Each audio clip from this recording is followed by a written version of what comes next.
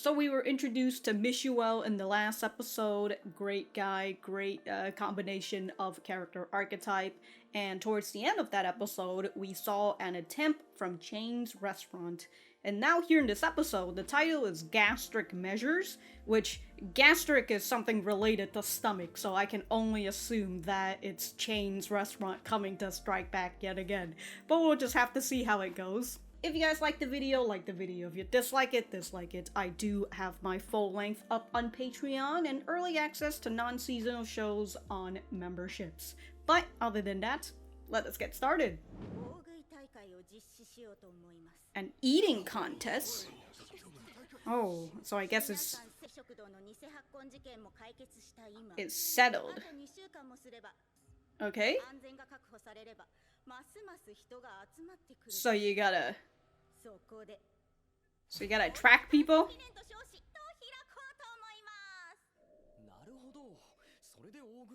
Understandable.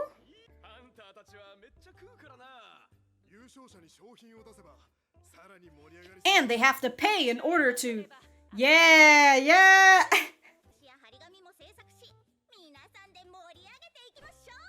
Alright, hopefully nothing bad happens. Oh, they really brought you here just for you to listen up. But hey, Boxel, since you're here, you know? Main character syndrome, something will happen. That reminds me, this is an eating contest? Dude, fucking Shui comes in, she's gonna obliterate everybody. She comes in, she's just like, wow, it's a buffet out here! I can eat all of this for just one price? Literally a buffet. Well, Boxel... How do you know you're scaring Boxel? The problem is, Shui is entering too!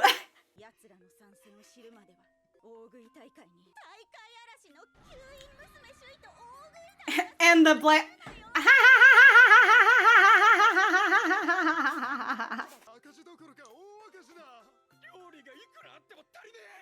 Just put up a sign that says we don't accept a person named Shui or the Voracious Devils. Ban them! Oh? Well, I gotta give them something extra filling, right? Ooh. Ooh, the carbonation's probably gonna make them. If it's an eating contest, you need water, not soda, but...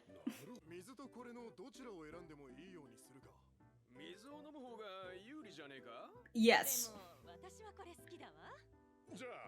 I like this stuff. Let them pick their own poison. Until the day.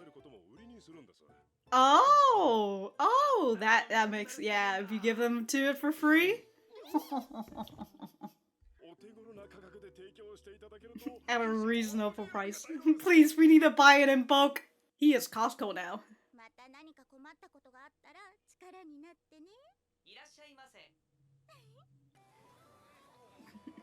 That means something else is gonna happen. So it's just Shui and the Voracious Devils? The 5 leaders? Ooh, a prize! What's in this prize, huh? It's all just free coupons for Boxo.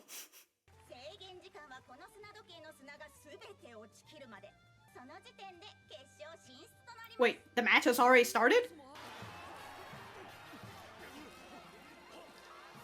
Why do they look so different? Garf and okay, this is... Okay, that was just a zoom-in shot.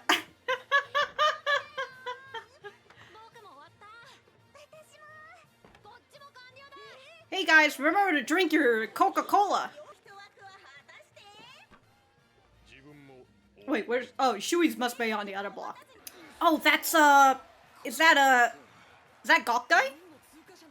Gok Guy. I thought you looked familiar. I know, I had the same thought! I was like, Shirley's in here too? Who's that girl with the glasses?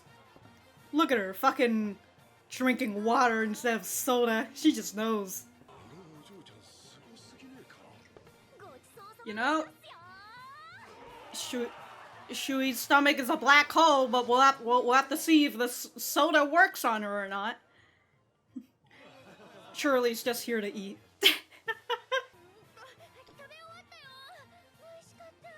I don't know. I'm not sure if she's actually a person that we've had before. That girl with the glasses.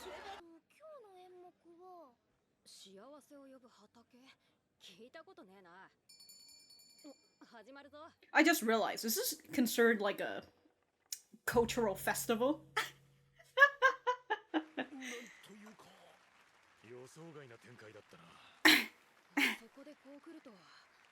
I would have never expected that twist, this show that we didn't get to see.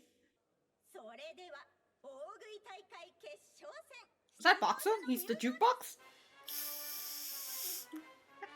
He's here to play the OST.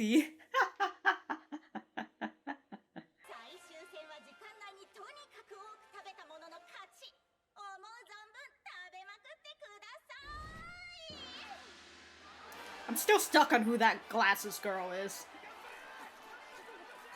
Oh my god, he's playing the...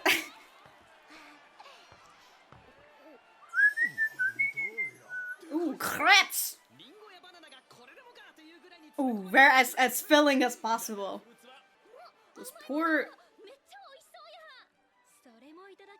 Well, better finish your chicken.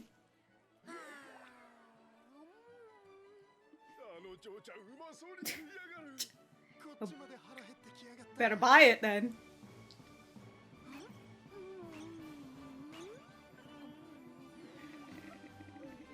Dude, Shui is...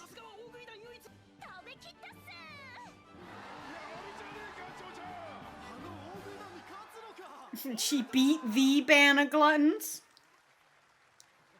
Oh my god, you see the way they draw Goth Guy? His outside, his suit. his suit is so fucking, like, tight. For a day. Oh my god, Boxo's gonna get absolutely cleaned out. Oh, she did ask for help.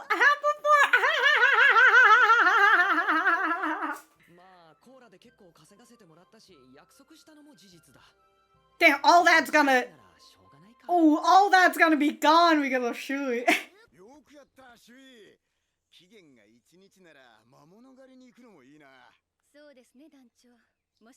No, this is all for her.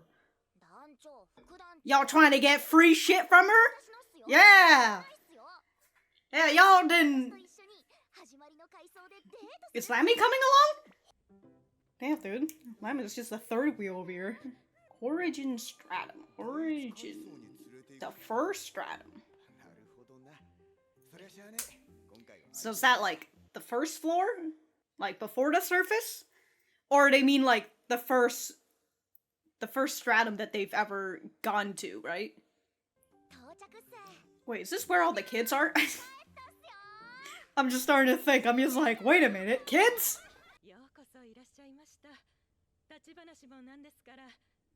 Well, Box has to be outside. You can't... Oh no, no, that doorway is huge. Never mind.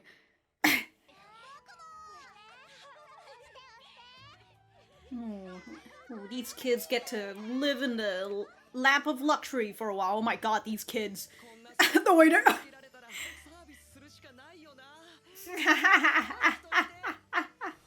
Any vending machine would.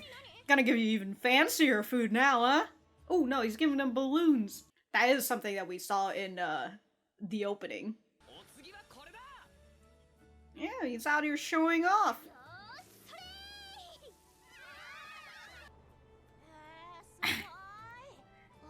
He truly is just wasting all his points on these kids.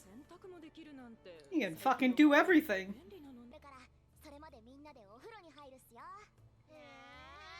Ugh, bath!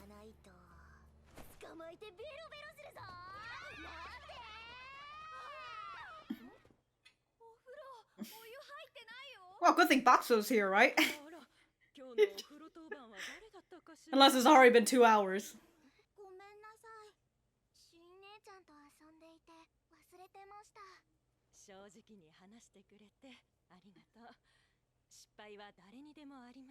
I was gonna say honesty is a true value in the Marines. I've been watching too much One Piece live action.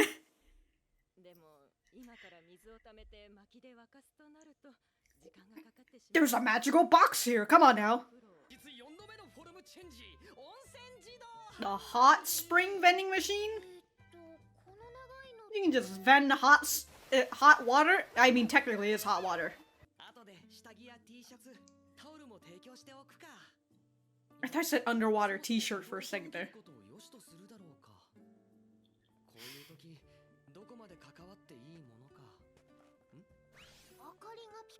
Uh-oh, he was thinking.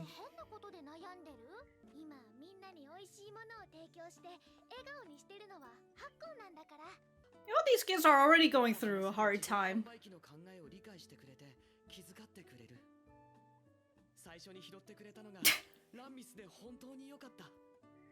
Wow, dude. She knows you more than you know yourself. Oh god, they're sleeping on wooden beds. It's like very interesting that they decide to live in caves and not like...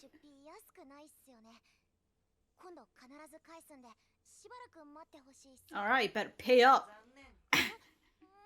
Well, you won the eating contest, so like... This is your reward! Oh, here's another one. Here's more of the cola. A dungeon?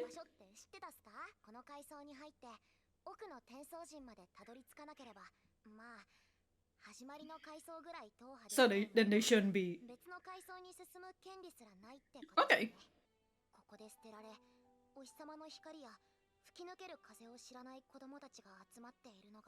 Dang, it's just a bunch of Mo people?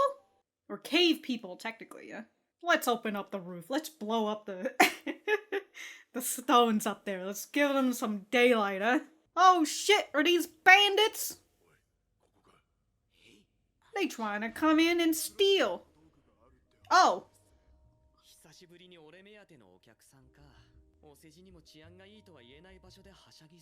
Who's been talking?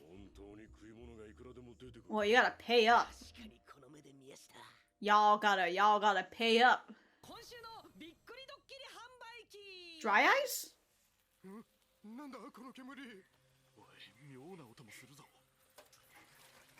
Man's making ambience.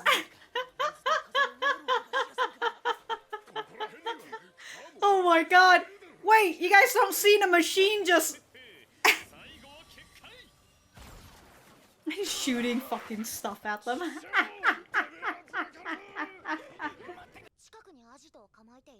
Former hunters. So now what, y'all are raiders? Oh shit, she's ready to hunt. Alright, bye! I'm coming back with some meat!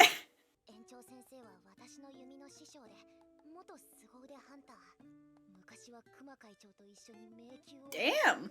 And she's here taking care of the kids? Damn! As I said, R.I.P.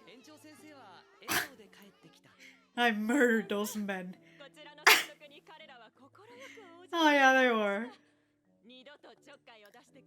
She used all her arrows! Hey yo. I'm just over here like... If it blinks, right? Like, it's just him thinking really hard. Like, he's getting lost in his own thoughts. Because, like, he thinks a lot, so... You say he doesn't talk, right? He thinks a lot. Well, there's no... You know, that wasn't a Chain's restaurant, that's for sure. They got caught the first time in last episode, and then they just dipped. But maybe they'll be back. You can't count on corporate on just giving up the second time, you know? Actually, you know what Chain's restaurant could do? They don't need to compete in that stratum, right? If they've got their own little tactic of trying to make vending machines, even if it's made out of cardboard and all that, they can still apply that to other stratums, right? They could just apply that to all the other stuff that they have, right? They got like their own restaurants and stuff, right? Just put a vending machine outside for people who, like, if the Chain's restaurant is a busy place, right? And people want to order something to go or something, you could literally just have a vending machine. As what I was mentioning before, there was this other restaurant that kind of has that whole thing where it's, manually operated. You put the coin in, somebody's behind the vending machine, they make the food, they give it out to you like that. Chain's restaurant could just do it like that. It'll be like a to-go area where people who don't want to wait in line, and you just go in there and you can take that home with them. Anyways, I don't know why I'm out here giving Chain's restaurant advice. They're the big man. We don't like the big man around here. But anyways, we're gonna get back to the center. Alright, so that was episode 10 of Reborn as a vending machine. I now wander the dungeons. Let me know what you guys think about it in the comments down below. You know that I always like talking to you guys. For me, I thought that this was a pretty alright episode. Somebody was talking in the comments. Somebody was talking about the writer and how he hasn't really this light novel, the series. It hasn't a new volume hasn't really come out, but it's not really been declared as canceled or anything. Like, it kind of just ended around volume 3. By ended, I mean, that's the latest volume that we had. And, like, there just hasn't been, like, a volume 4 or anything. And, and somebody in the comments was talking about how the writer is kind of having a bit of trouble on figuring out where to go with the story, even to, like, perhaps, like, how to end the story and such. And, when you kind of see some of these episodes and how slice of life that they feel, you can kind of see that this is the writer trying to figure out what he wants to do, and and it's kind of understandable, right? He did.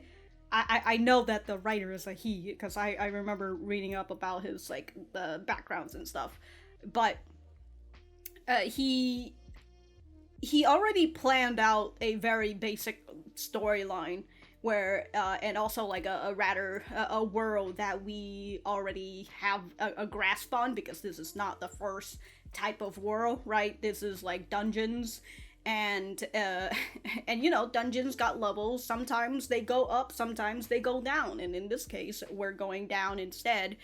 And he laid out the idea of, there's this thing that you gotta conquer at the final dungeon, and it'll grant you any wish. But whether the writer has come to the idea of what that reward is, what that wish is, right? Whether he actually has that, and then whether he's able to grasp and, like, be able to go from point A to point B for the ending.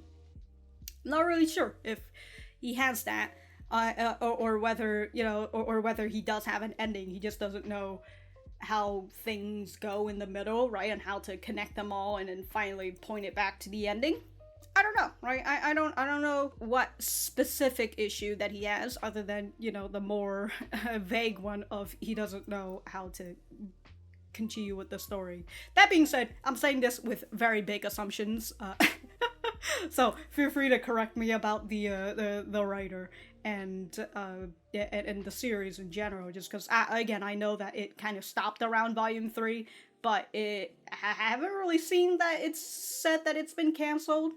But there's that. Also, I will say, if it's a canceled series, it wouldn't really have that big of a chance to become an anime. That being said, there's also Keijo, but Keijo, the manga, kind of got canceled after the anime. So there's that. I was thinking about Oda. Can't remember what his last name is, but the creator of One Piece. Just, again, I've been watching a lot of One Piece live action.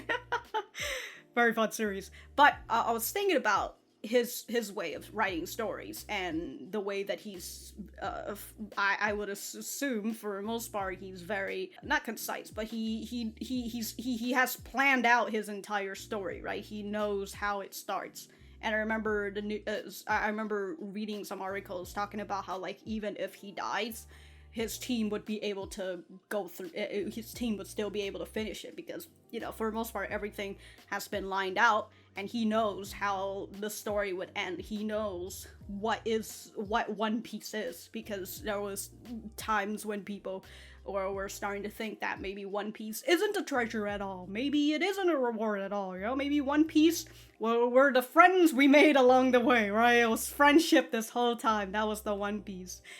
But I remember Oda had said that the One Piece is a real thing, right? So he has that in his head, that he knows what the One Piece is, and he's already constructed that. He's already constructed the ending and how it's going, and how his story is going to end. So there's that. So I just had to get that all of the way. Anyways, ranting over, we're gonna get into the beginning of this episode, which is yet again the meeting of all of the local restaurant people.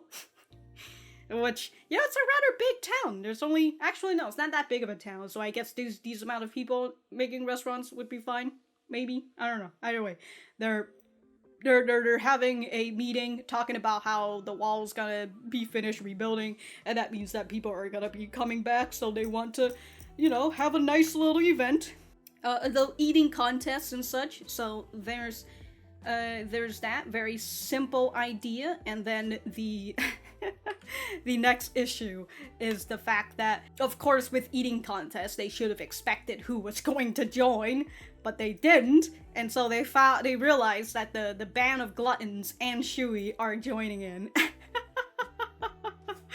And they're just like, please, we need help. To which, you know what? The thing that Bakso gave to them, the whole soda thing. I love that it's Coke Zero too, because it's 0 sugar, 0 calories. But he gives them the Coke because, like, the whole thing is it's carbonated, right? It's supposed to fill your stomach up with air. Well, not air, but carbonation, yeah. And so, like, the whole idea is, like, yeah, they're gonna drink that and they're going to get full a lot quicker. And their idea was, hey, what if we sell the Coke at a high price, and then when the eating contest starts, right, they'll get the Coke for free. That'll make people more willing to drink said Coke. And I was like, hey, you know what? That's a good business idea. So it truly is a good business idea. And and you can see how other, like, companies kind of do that as well, because they do that. And is it a little scummy? Do you think it's a little scummy?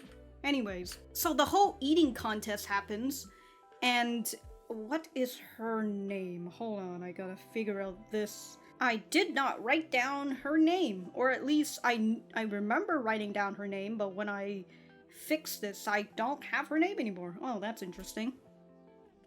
Okay, well, I don't know what her name is, but she is Lammas's friend. So she was talking about the contest, and she's like, oh, there's a time limit in this contest. She said that, and then the whole eating contest happens. Shui wins. Who would have fucking thought? Wait a minute, I just realized who the glasses girl is. I'm still hung up on the glasses girl, because I was just like, who is that girl? I just don't know who she is. Now, if I could frickin' find her, there she is. She's Akoi. I was like, I don't know why I see Cockeye, and I'm just like, oh yeah, he's Cockeye. But then I'm looking at her, and I'm just like, who is she? No, she's Akoi. She's a part of the exchange house, as with Cockeye. Okay, well, now that I've gotten that out of the way, what was I talking about? Oh, the eating contest and how Shui wins towards the end. It kind of, when she's just like, oh yeah, there's a time limit, you know, once the time limit's over, whoever's eaten the fastest, or at least with what Shui was just like, oh, I ate everything, right? I finished and I ate everything. And I'm just kind of over here like, why were they so worried about Shui and the band of gluttons eating a fucking hole out of their pocket, or bringing them into the red, when you guys have already set time limits and apparently food limits as well? Oh, Boxel literally was not needed there. Well, either way, he got a lot of sales on his soda, so that's good for him, right? That's good for him. But yeah, they literally didn't need him for this whole issue in the first place. But Shui wins towards the end, and she wins a free day or date, a free day with Boxel, and she can get anything she wants, and of course she decides to bring it to the origin stratum, which is also very fun to see. This is like literally the stratum before the surface level, I would assume, because she says that in order to travel to other stratums, you have to go through the origin stratum first. So it's nice to learn about yet another stratum, right? Because we really only ever see the clear flow lake stratum, and then we've got that other stratum that's like right below said stratum, and it was just a giant maze, and there's like absolutely nothing else outside, so it was just kind of it was kind of meh, a little bland, a little boring. I mean, this one is also in the same style, I'll be honest, because it's literally just caves. So, I don't know where I was going with that. But we get to learn a little bit more about Shui, that I would assume she used to be here as well, because she got trained by the director, who's the big archer and all that. And there's a bunch of orphan kids, and they all know Shui. So I would assume Shui lived here before she started working for the Menagerie of Fools. And also, I just realized that when we saw Lamis before, she didn't have her shirt on. So, like, that's why we only saw this, like, I don't know what it is. I was gonna say it's a breastplate, but I guess it's, like, her bra? It functions like it. She just didn't have her shirt on, and so I was looking at it. I was just like, oh, that's interesting. But I love that. I always love the idea of just having one strap on. Of just one little armor on, just for this specific shoulder. Now, this is my bad shoulder. I need extra protection here. Which brings me on over to Shui, who just has one on her breast. You know what? Now I'm just over here like, which side is your heart on? But, you know, it could be where her heart is, so you gotta protect that part, you know? You know, she's already got all this lump of fat to protect her, but she just needs that one extra protection. Very fun, very fun. But yeah, other than that, I don't specifically have anything else to talk about. I thought it was very straightforward, and it was there. So it felt very slice of life. Some of these episodes certainly feel slice of life, and it kind of goes back to what I was talking about in the beginning of this discussion. But again, nothing else too much to say. It's the Shui episode that I've been waiting for, and obviously it was going to concern about food. And I mean, we also got to learn more about Shui as well, which is very nice. But other than that, I'll see you when I see you.